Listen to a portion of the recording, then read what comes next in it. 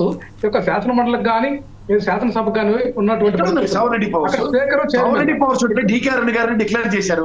మరి కరెక్ట్ గా ఎలక్షన్స్ ముందులో కోర్టు అన్ని పరిగణలోకి తీసుకుని ఈ ఎన్నిక చెల్లదు, ఈవిడే గెలిచిన అభ్యర్థి అని చెప్పింది. మరి సౌరెడ్డి పవర్ ఉన్నప్పుడు election commission why can't they contradict that? ఆ కాంట్రడిక్షన్ కూడా జరగట్లే.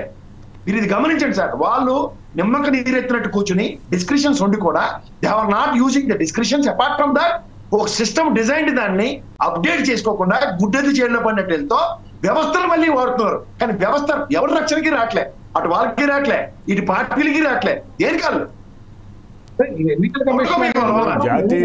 జాతీయ స్థాయిలో చర్చ అవసరం. ఇప్పుడు మీరు చెప్పే విషయాలకి జాతీయ స్థాయిలో గొప్ప చర్చ అవసరం. రైట్, ఒక్కసారి అవునవును మస్తానరావు గారు ఇక్కడ అసలు బ్యూరోక్రసీ అనేది చాలా చక్కగా లేకపోతే రైట్ ఎస్ ప్రసాద్ గారు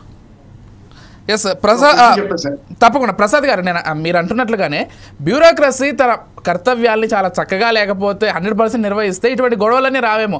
ఎక్కడో రాజకీయ నాయకులకు తలొగ్గడం వల్ల ఇటువంటి సమస్యలన్నీ వస్తున్నాయి. అది ఇక్కడ ఏ పార్టీ అని నేను ఇంక్లూడ్ చేయను, ఎందుకంటే ఒక పార్టీ ఇంకో పార్టీకి సార్ రూలింగ్ గవర్నమెంట్ ఉంటే ఎవరుంటే ఈ బ్యూరోక్రాట్స్ అందరూ వాళ్ళు బదిలీ చేసుకుంటారు. అంతే ఐ డు అగ్రీ, అదే జరుగుతోంది. ఇప్పుడు మీరు గమనించవలసిన విషయం ఏంటంటే వ్యవస్థకి పట్టిన సేడ్ ఏంటంటే ఈ బ్యూరోక్రాట్ వ్యవస్థ. ఎలా అంటే వీళ్ళు 35 సంవత్సరాలు కాలక్షేపం చేయాలి కాబట్టి 5 సంవత్సరాలు తెలుగుదేశం వస్తే భజన, వైఎస్ఆర్సీపీ వస్తే భజన, కాంగ్రెస్ వస్తే భజన, బీజేపీ వస్తే భజన. ఇక్కడ సిస్టమ్ కరప్ట్ అవుతుంటే సిస్టమ్ ని అడ్రస్ చేయవలసిన బాధ్యత వాళ్ళ మీద తీసుకోకుండా ఎంతసేపు రాజకీయ పార్టీల మీద ఆపాదించుకుంటూ కాలక్షేపం చేస్తారు. ఇప్పుడు మనకి పోలీస్ వ్యవస్థ స్వయం ప్రతిపత్తి కలిగినది, న్యాయ వ్యవస్థ స్వయం ప్రతిపత్తి కలిగింది. ఇవన్నీ మనం చిన్నప్పటి నుంచి చదువుకుంటుందే కదా సార్. వీళ్ళు పొలిటికల్ పార్టీస్ ఎందుకు ర్యాలీ అవుతున్నారు, ఎందుకు ఎలా అవుతున్నారు? అప్పుడు సిస్టమ్ కరెక్ట్ చేయాల్సింది ఎవరు?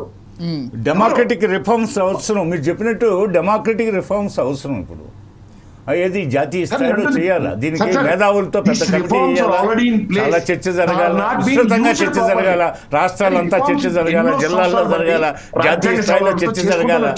అంటే విజయభాస్కర్ గారు, ప్రసాద్ గారు ఏమంటున్నారంటే ఇప్పుడు ఉదాహరణకి ఎలక్షన్ కమిషన్ శాసన్ గారు ఉండేవారు. ఆయన ఎప్పుడైతే ఒక వీటో పవర్ తో ఎలక్షన్స్ కండక్ట్ చేశాడో ఈ రాజకీయ పార్టీలకి ఆటలాడడానికి అవకాశం లేకుండా నెక్స్ట్ రూలింగ్ గవర్నమెంట్ కి రాగానే ఏ అపోజిషన్ పార్టీ కూడా ఒక్కరు కూడా నిరసన తెలియజేయకుండా భజన చేసుకుంటూ సిస్టమ్ లో 3 చీఫ్ ఎలక్షన్ కమిషనర్ అపాయింట్ చేసే క్యాపబిలిటీకి ఇండిపెండెంట్ బాడీ క్రియేట్ చేశారు. జీవితంలో 3 ఒక ఏకాభిప్రాయం రాదు, 2 ఏకాభిప్రాయాన్ని 3 చర్చను టేకెత్తి ఉంచారు. ఈ అన్ఈవెన్ సర్కమ్స్టాన్సెస్ ఎలక్షన్ కమిషన్ ని భ్రష్టు పట్టించడానికి కాంగ్రెస్ అండ్ బీజేపీ చేసిన దరిద్రం ఇది. గమనించుకోండి, జాతీయ పార్టీలు ఎవరికి అంత వైటల్ రోల్స్ లేవు. వీళ్ళిద్దరూ ఏంటంటే మనం వచ్చిన ఊరు మందే, నేనైనా నువ్వైనా పంచుకోవడానికి మనమే అండి కాన్సెప్ట్ డ్రైవ్ చేశారు. అందుకే మీరు చూడండి, ఏ ఎలక్షన్ అయినా 25,70,000 ఓట్లు తెలంగాణలో లేపేస్తే అడిగి నాదుడు లేడు. ఇది తెలంగాణ ఎలక్షన్, 2వ ఎలక్షన్ రాష్ట్ర విభజన తర్వాత. ఈ రోజు ఒక నరేంద్ర మోడీ ఎలక్షన్ లో 12,70,000 ఓట్లు అయితే 11 లక్షల మెజార్టీతో 1,40,000 ఓట్లు డిక్లేర్ చేస్తే కూడా దాని మీద కన్స్ట్రైన్ లేదు ఇవ్వండి. ఇవన్నీ ఎవరు అడ్రస్ చేయాలంటే చీఫ్ ఎలక్షన్ కమిషనర్ బాధ్యత రాహిత్యంగా నిర్వర్తిస్తున్న విధులు.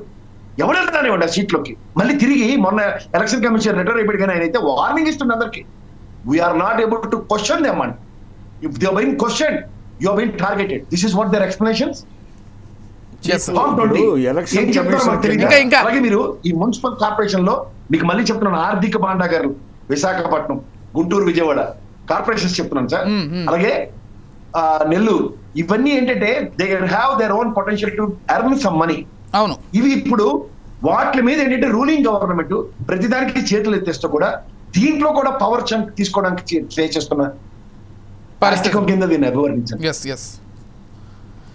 రైట్, విజయభాస్కర్ గారు ఫైనల్ గా ఏం చెప్తారు అసలు మొత్తం అంశానికి సంబంధించి? సరే, ఇతర అంశాలు పక్కన పెడితే విశాఖకు సంబంధించి మీ పార్టీ పైన ఆరోపణలు